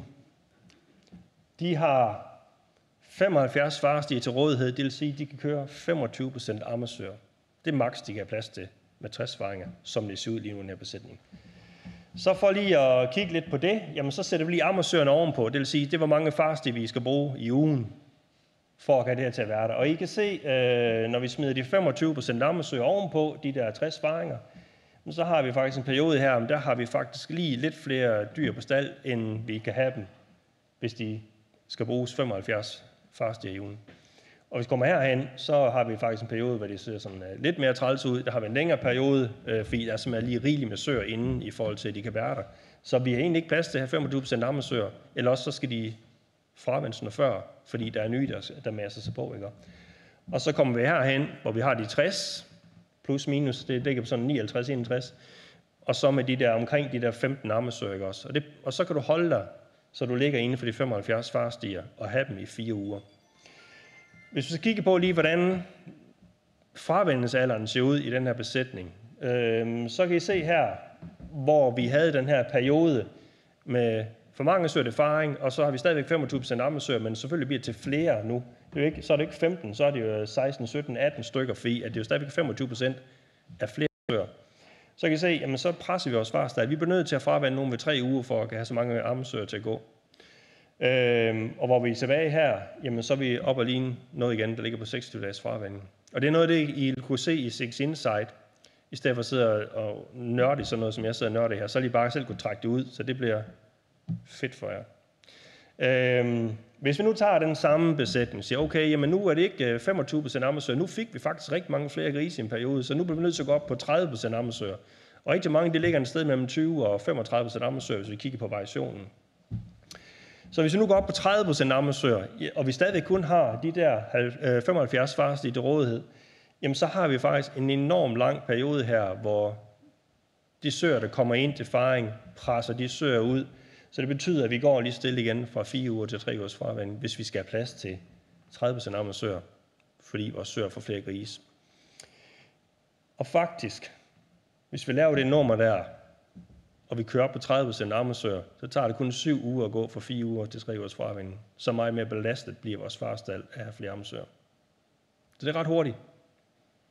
Så der kan godt være nogle af klimastaller, der siger, hvad fanden sker der her? Vi har da ikke lavet noget om, når dyrlægen han kommer. Så når vi har de her typiske 3 situationer, for lige at summere det op, så var den der for meget op og ned i antal erfaringer. Det er en, vi ser rigtig meget. Så har vi det her for mange erfaringer per uge, altså over en længere periode, hvor vi ligesom bare stiger og stiger. Og den sidste, det er for mange levende fødte, hvor vi ikke får korrigeret for farmesøer eller for antal søer erfaringer. Og der var det rigtig vigtigt, det er, at man får snakket sammen på tværs af sektioner og afdelinger. Man bliver simpelthen nødt til at diskutere det her med dem, der går i løber, det er, hvor mange skal inseminere, så de skal vide det over i farstald, og dem, der passer klimastal, de skal have at vide, hvor gamle er dem, der kommer, for ellers skal vi ikke få noget foder hjem, som ligesom passer de grise, vi nu får i vores varetægt. Så når I kører den her med for meget op og ned, jamen kan I nå at starte nogle polter op, hvis det er sådan. Altså har I tid nok? Kommer I for langt ned i fravændelsen, så I kan nå det. Så er der det her, der er nogen, som kører nogle polde, en ekstra uge for eksempel. Ikke? Og hvis I laver det nummer, så snak med jeres dyrlæge om, hvad kan I gøre der. Fordi at i princippet, så er det ikke noget problem for polden. Men det er noget, det er godkendt til de 18 dage, ikke også? Så vent med jeres dyrlæge, hvis I laver det der, fordi det ved jeg, at der er nogen af jer, der gør. Hvis vi siger, at vi har 18 polde til rådighed, og vi skal faktisk kun bruge 14, så men vi mangler dem i næste uge, så derfor skal vi skubbe dem, ikke også? Men vent med jeres dyrlæge. Så er det der med forsikringssøer. Altså bruger man dem, og bliver de slagtet? Hvis man bruger forsikringssøer, og de ikke bliver slagtet, så er der nogen af jer, der næsten kan regne ud, at så har man faktisk sat sig en situation, der var endnu mere træls. Man stod faktisk med for mange søer i forvejen, måske, og nu må man så lave forsikringssøer, som så ikke bliver slagtet ud. Og det er nok mest ejere, man skal have en snak med her. Fordi at der kan man godt lige tænke, nu er de drægtige, og vi har brugt lidt fod, og ja, det går jo nok. Og det gør det jo også, men I får bare ikke grise, der er 4 uger på fravind, hvis det er det, I er planlagt. Så når man har forsikringssøer, så skal man finde ud af, hvor mange har man, og hvilke skal bruges. Så det er jo noget af det, der må gå rundt og kigge der efter erfaring, og sige, hvilke af de her søer, når jeg peger dem ud, skriver SL. Hvis I skriver SL på alle dem, I sender ud, og så slagter dem alle sammen, så har I jo ikke nogen til forsikringssøer. Så igen, få snakket på tværs af jeres afdeling, ikke også? Så I ikke får slagtet alle de søer, I kunne bruge som forsikringssøer. Der skal være nogen at vælge imellem. Så er der den her for mange erfaringer. Jamen, følg jeres erfaringsprocent. Altså, er den på vej op, er den på vej ned, ikke også? Så det kan I gøre både i Cloud Farm, og I gør det i Acquisition, I kan også gøre det, når Insight det kommer, ikke også? Den giver faktisk et rigtig godt billede af, hvor I hele tiden kigger på det. Typisk, når det smutter med, at folk ikke holder øje med deres erfaringsprocent, det er faktisk, hvis man ikke bruger forsikringssøger. Dem, der bruger forsikringssøger, de har som regel rimelig god idé om deres drægtighedsprocent. Fordi de holder hele tiden øje med, jamen, når vi kommer 4 uger henne, jamen, hvor er vi henne så? Hvis det var 84, vi skulle have drægtige der, jamen, hvor er vi så hen med det? Så deres erfaringsprocent kommer de aldrig sådan fuldstændig bagefter med. Men hvis man ikke kigger efter det, og ikke bruger forsikringssøger, så er der så nogle steder, det kører. Hvis det kommer til at gå bedre med ens erfaringsprocent, jamen, så får man rigtig mange søer erfaring lige pludselig. Og det er sådan set skønt med en god erfaringsprocent. Man skal bare korrigere det med at have færre søer til erfaring. Så. Og så er det her med, så skal man have færre søer insemineret, hvis man skal have færre søer til erfaring. Og hvis fravindelsalderen den skal fastholdes, eller bare stige, jamen, så skal man måske have færre søer i de erfaringssektioner der, så de kan nå at komme op på 4 uger. Så lidt færre søer måske. Og så var der den her for mange levende fødte. Jamen, hvor mange pattegris per så? Det var lidt Thomas som ud på. Jamen, nogen de ligger mod, altså hvad kan vi lægge mod med? Er det 13, 14, 15, 16? Fordi det er jo det, ligesom kommer an på, når I laver jeres Amazon-strategi. Hvad kan jeres søer passe? Og der bliver det rigtig fint for jer med CX Insight, for der kan I begynde at kigge på de her analyser, som Thomas har vist jer. Har vi brug for flere Amazon-søer, og derfor flere farstige, og så kan vi jo så kigge på sådan. I kan prøve at tænke, altså hvor mange åbent hus arrangementer har I været til med nye farstal de sidste 10 år? Slag på tasken. Ja, man kan ikke komme i tanke om nogen, vel? Det er sådan mest det lige, man sidder og tænker, bare det, altså, det man tæller med en gang med, man kan ikke komme i tanke om. Og så derfor, vi ved, der er ikke nogen bygget en hulens masse nye farstal ret mange steder i Danmark. Så derfor så står vi sådan set rigtig tit, når vi har flere levende fødte, jamen så bør vi faktisk reducere i antal erfaringer, fordi Thomasen snakker om, vi kigger på, hvor mange grise kommer ud af vores sparstal, ikke hvor mange søer vi stoppet ind. Så ammeså og variationen af ammesøer, jamen det kommer til at betyde rigtig meget for, hvis det er sådan, at om I har 25% eller 30%. Og så det der, bruger man mælkeanlæg, og hvordan bruger man det? Det var det, Thomas ville sige. Man kan godt kompensere med mælkeanlæg, hvis man bruger det fornuftigt, så gør det rigtigt. Så færre søer skal insemineres, hvis farfindtallet skal fastholdes i. Ellers så er det jo den der dække-container, vi må gøre sådan her med nogle af dem også, for at de kan være der. Så hvis de ikke kan være det i fast is, så kan de være i container. Men det er sådan lidt en træls, der ham til at gå. Spørgsmål til det? Skal vi lige give ham en hånd? Og så har vi lige Thomas, der vil fortælle os noget om, hvordan skal vi håndtere de her polte. Ja, og jeg har fornøjelsen af egentlig. I går der lækkede vi de nye normer til polte, næringsstofnormer, fordi vi mener, at der er behov for en revision, og det har vi så foretaget i normudvalget, hvor jeg også sidder med, i hvert fald når det handler om søer og polte. Så indlægget hedder Se poltene som din fremtid, så er det egentlig også det allervigtigste, fordi det er jo kronjuvelerne, man opbevarer i sin karantænestal. Det er dem, man skal slås med forhåbentlig rigtig lang tid. Så de 20 minutter her vil jeg prøve at komprimere og snakke lige kort udfordringen med nutidens polte, fordi der er med hunddyrenes, det ønsker vi har for hunddyret versus den genetiske selektion, så er der et adfærdsissue, som vi også skal adressere. De nye normer. Start med at sige, at det er slut med enhedsblanding til polte. Det kan vi simpelthen ikke forsvare længere i forhold til at få et produktivt dyr. Så kan vi diskutere, om det skal være trefaset eller tofaset fodring af polte i karantæneperioden af poltestallen. Foderkurven. Vi har brug for mere foder, hvis vi skal lave mere rygspæk. Forventninger til tilvækst, lige hvor hurtigt kommer det til at vokse med de her nye retningslinjer. Og så nogle praktiske løsninger, uanset om det så er tørfoder eller vådfoder, man drister sig til at bruge i karantæne og poltestal, og så den opsummering. Og udfordringen med den moderne genetik, det er, at hvis vi tager sådan en dyr her ved 30 kilo og sætter den ind og siger, nu fodrer vi af libitum med rigeligt med lysin, så vil polten veje mellem 190 og 200 kilo, når den er 31 uger gammel, og have 12 mm rygspæk. Dyret vil med rigelig lysin sige til sig selv, jeg skal vokse som et slagtesvin. Så kan man så sige, nu holder vi bare lidt igen på fodret, men bruger stadigvæk høj lysin. Så vil vi kunne begrænse dem til 150-165 kilo ved 31 uger. Men de vil kun have 8-11 mm rygspæk. Ikke ønsket for et avlsdyr. Alipfodring med lavt lysin, det er også en mulighed. Så vil vi også godt kunne holde vægten igen, fordi at de simpelthen ikke har lysin til at vokse maksimalt.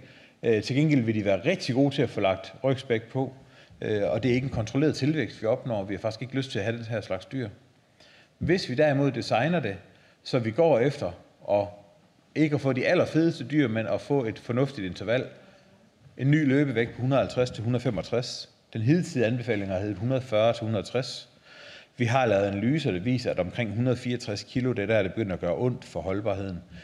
Så omkring de 165, det er nok grænsen. Når vi snakker, nu sagde jeg adfærd, det var egentlig for ikke at nævne ordet halebid eller ørebid, men det er sådan en udfordring, der er kommet. Jeg har hørt om rigtig mange karantænestal, vil sige, at poltene de begynder at bide haler, de begynder at bide ører. Typisk ved enhedspolteblandinger gør de det, og de gør det i starten af perioden. Og grunden til, at de gør det, det er, at deres vækstpotentiale er blevet så meget højere grundet den genetiske selektion. Og så siger dyrene til sig selv, jeg får ikke lysin og protein nok i mit foder. Hvad skal jeg gøre? Hvad hænger nærmest? Det gør haler og ører. Så prøver de at hente noget protein der. Eller også er det et udtryk for frustration.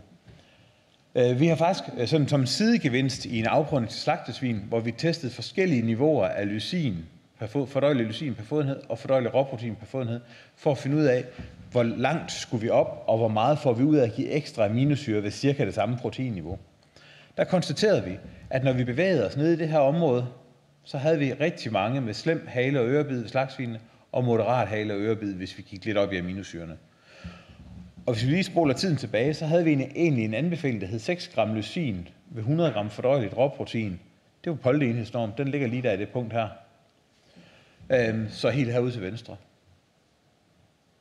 Og det er så det slagtesvine, de fortæller os. Det vil de i hvert fald ikke acceptere adfærdsmæssigt. Så var der så nogen heroppe i det øvre og højre hjørne, som valgte også og lige at komme til at bide lidt i hinanden. Ikke noget alvorligt, men også det, vi vurderer som tilfældighed, fordi det massive problem var hernede i bunden. Så det vil sige, at det er en udfordring. Og kigger vi i litteraturen, så finder vi faktisk også, at sådan er det også i udlandet.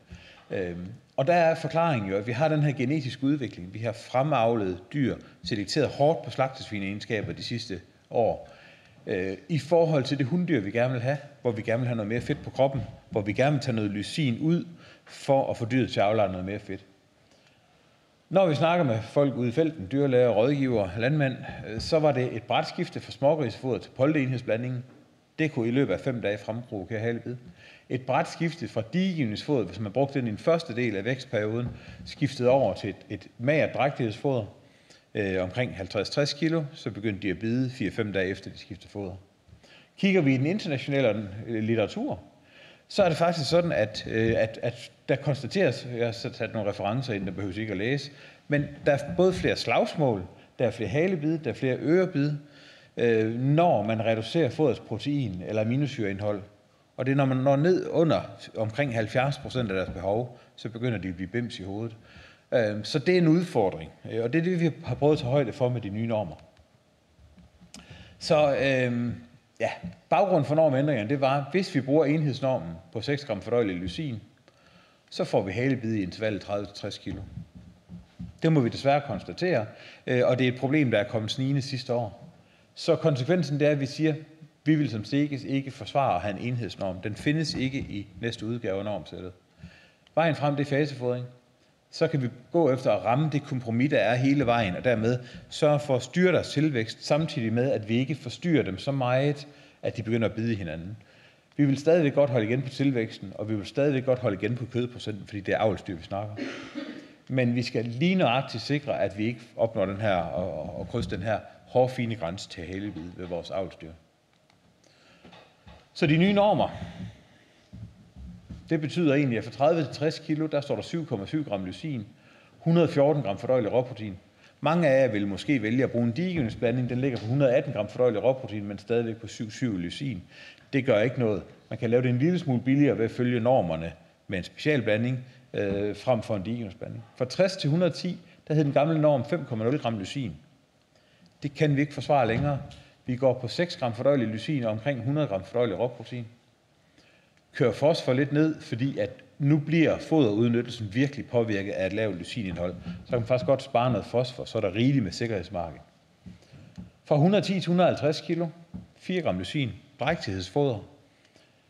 I stedet for 90 gram fordøjelig råprotein, som er den gamle norm til drægtighedssøer, så går vi ned på 80 gram, fordi det har vi vores nyeste forsøg ved søer vist, vi kan. Og avl opformering har brugt det faktisk i længere tid. Polde også konstaterer, at det fungerer fint til de store dyr. Og 30 til 110 kilo, stort rusten kryds hen over den er hermed begravet. Ja, det er de der 80 gram, jeg lige satte en ring om her. Hvis nu, at vi er i en situation, hvor man ikke kan køre mere end 2 faser i poltestallen eller poltestallene, så kan man blive tvunget til at køre den her 7,7 blanding helt frem til omkring 85 kilo, hvorefter man så kan gå over på en 5,0 blanding frem til 110. Det kan være det kompromis, man kan blive nødt til at indordne sig under, for at få det til at gå op. Men trefaset fodring vil gøre det nemmere at booste rygspæk, uden at de vokser for hurtigt sidst i perioden. Når vi så snakker det her, så ændrer vi normerne, og samtidig med så ændrer vi den anbefalede foderkurve faktisk ret så drastisk. Og grunden til, at vi gør det, det er, at vi har fundet nogle sammenhænge, så jo tungere dyrene bliver, jo dårligere bliver holdbarhed. Det siger, jo færre dyr får vi til at komme videre fra første til anden kuld. Det er også afhængigt af, hvor magre de er. Jo mere magre de er, jo flere falder der ud, altså ved første løbning. Polte med meget lidt rygspæk og lav vægt, de er svære at få i brunst. Løbealderen, den skal vi nok til at tænke lidt over. 30-33 uger. Undgå de der 260-80 dage gamle polte. De skal ikke løbes, de skulle slet ikke være der. De skulle allerede være skandedrægtige. Det vi gør, det er, at vi laver en ny foderkurve. Den gamle foderkurve, anbefalet kurve, har jeg lavet her med rustrød. Top på 2,9 fodenheder per dag. Den nye, den er progressiv. Den starter i samme udgangspunkt ved 30 kilo, og så bliver den ellers mere progressiv. Og så går vi ind og laver en justering. Herhenne, vi har kaldt det et fedt hop, eller et fedt hop, det kan man selv bestemme. Når man går over på lavproteinblandingen, den med 4 gram fordøjelig lysin, så laver man lige et ekstra hop på foderkurven. for at sige, nu er der bare fokus på rygspækaflejring herfra, og så bare fremad. Samtidig med, så justerer vi lige den daglige mængde af lysin ved at lige give et ekstra hop, fordi at det giver jo en højere daglig lysinforsyning. Hvad sker der så, når vi gør det her? Jo, når vi kører med 7,7 gram fordøjelig lysin for 30 kilo, så vil vi opleve, at dyrene de er lige over snit 900 gram daglig tilvækst. Så rammer de der omkring de 60 kilo, så banker vi dem fra 7,7 og ned på 6 gram lysin. Øjeblikkeligt dyk i tilvæksten, fordi at behovet for lysin det egentlig var højere, ellers så var de jo bare fortsat heroppe af. Så kommer de ellers op og vokser omkring de 1000 gram, og så er det, vi skifter til den her drægtighedsblanding lignende 4,0 lysin. Så styrtdykker tilvæksten, fordi de bliver så stærkt begrænset af lysinmængden i forhold til deres tilvækst, at nu begynder de at lægge rygspæk på. De får jo masser af energi, når de får 3,4 fodenheder. Energi forsvinder ikke. Energi, det kan aflejres i form af muskelmasse, det kan aflejres i form af rygspæk. Hvis ikke man har aminosyrene, så kan det ikke aflejres som muskler, så bliver det aflejret som fedt. Det gør det også for os. Det vi spiser, vi ikke kan få omsat til muskler. Det kan jeg selv skrive under på. Godt. Ved 30 uger, der skal vi nok i hvert fald til at tænke på, at vi skal til at løbe dem, og 33 uger, der skal de gerne være løbet alle sammen. Når vi kører den her nye anbefalede foderkode, 3,4 fodenheder, så kan vi også lige så godt sige, så er der jo ikke noget flushing længere. Fordi vi er stort set oppe på det, de kan æde. De kan måske æde 3,6 fodenheder. Det vil sige, at vi er oppe på et niveau, hvor vi giver søerne alt det glykogene energi til blodsukkeret, vi kan give dem. Og det vil sige, at vi skal ikke spekulere i flushing længere. Alle polde, de får den her foderstyrke på 3,4 fodenheder vandret, indtil de er løbet, og så tager man dem derfra og fodrer dem som drægtige gylde. Så anbefaler vi 2-3 daglige fodringer. Det giver en bedre mavesundhed end alibitum. Alibitum anbefales generelt ikke. Vi skal ligge på en foderstyrke, der ligger på 85-90% af, hvad de vil have et alibitum. Det er faktisk det, foderkoden beskriver. Vi får en lidt lavere tilvækst. Det er det, vi gerne vil have, fordi det er gavnligt for benene, for hele korpus, men de bliver ikke magre af det. Så kører vi en moderat underforsyning indtil de 110 kilo. Det er hele argumentet. Vi kører den dog så moderat, at vi ikke får de her unåder i form af halebid. For 110 kilo frem efter, der er det, vi virkelig sparker til dem for at få lavet rygspæk. Og så i stedet for, at der stod tidligere 32-34 uger, løb dem en uge før, så den negative effekt, de nye normer får på, at de bliver en lille smule tungere, den modvirker I ved at løbe dem en uge tidligere. Så har I samme udgangspunkt. Hvis I venter til 4-35 uger, så bliver de bare for store, og det bliver det hele deres solliv. Det er der ingen grund til. Når vi så kigger i poldestallene, så er det store dilemma jo, hvordan skal vi fodre dem? Fordi er der kun én foderstreng, og hvad gør vi så? Og set sådan helt praktisk, nogen er så heldige at have en karantænestal med én decentral silo. Med det der mener jeg, at man fylder fodret i én silo, og så bliver den fodret ud i hele karantænestallen. Mange har en enkelt 12'er karantæne, så kan man så sige, den foderblanding, der står i den silo, der er jo ingen, der har sagt, at det skal være den samme foderblanding hele tiden. Det vil sige, hvis man har en enkelt 12'er, så uge 1-3, der kan man jo starte med at bruge den her 7-7-blanding. Så for de største polde, man har fået det ved, de får for meget lysin. Ja, men vi har ikke mulighed for at køre flere blandinger. Så uge 4-6, så tager man trin ned. Så er der så nogle af de mindste polde, de bliver måske skiftet lige lidt for tidligt over.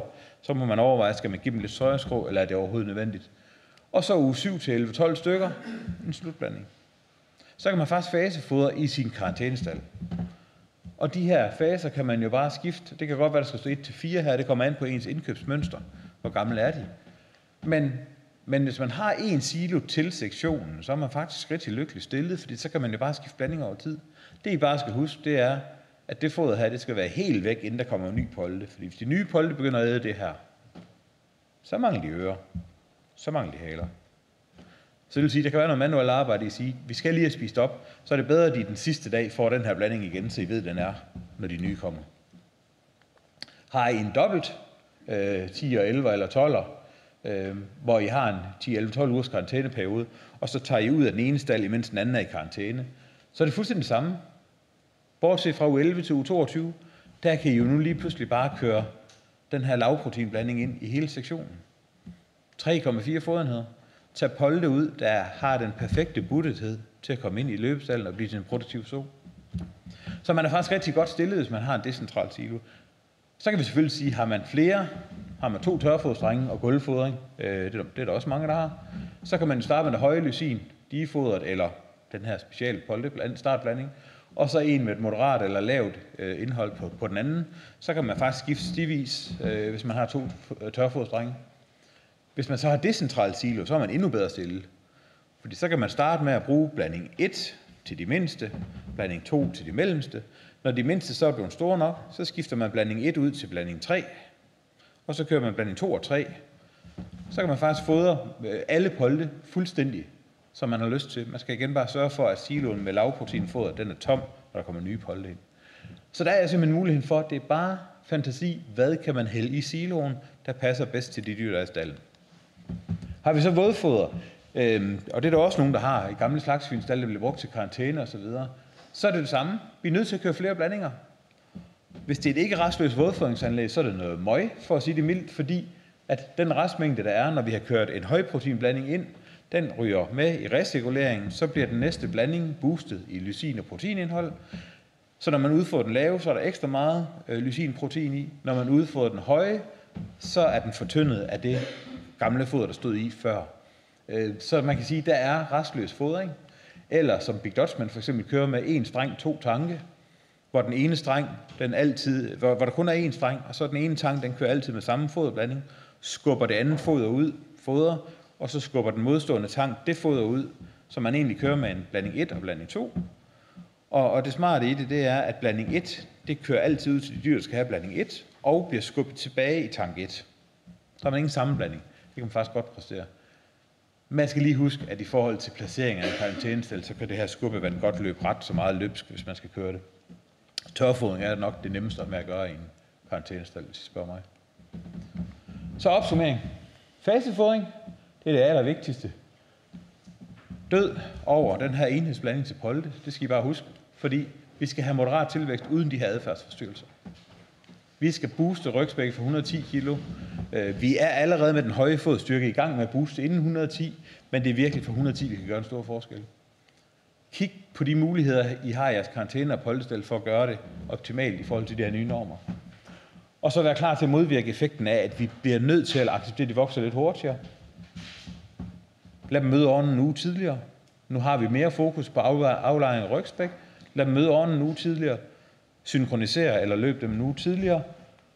Og så de hurtigt voksende polde, dem vil der blive en lille smule flere af nu. De skal altså bare løbes efter vægt. Så hellere 2 på 29 end 1 på 40. Og der snakker vi uger.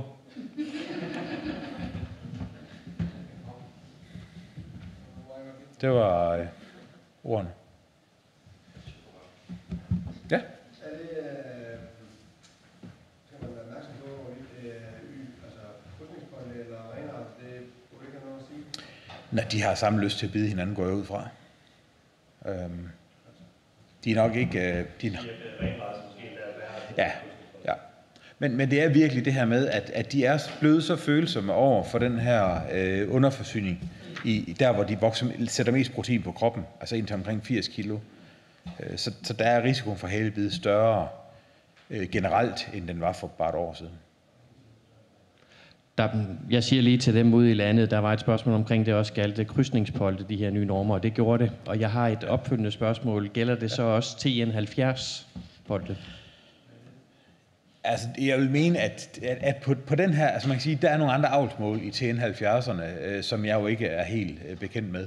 Men når man kigger på deres kødprocent og deres tilvækster og så videre, og deres løbevægte nu, så kan jeg ikke forestille mig, at de vil gøre det væsentligt anderledes. Jeg ved ikke, hvad tendenser de har til at ville bide hinanden. Det har jeg ikke.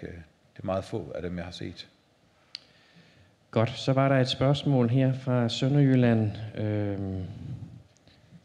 Der har tidligere været talt om at reducere lysin fra 4 gram til 3 gram på den sidste blanding til polde. Er det helt slået ud af hovedet så?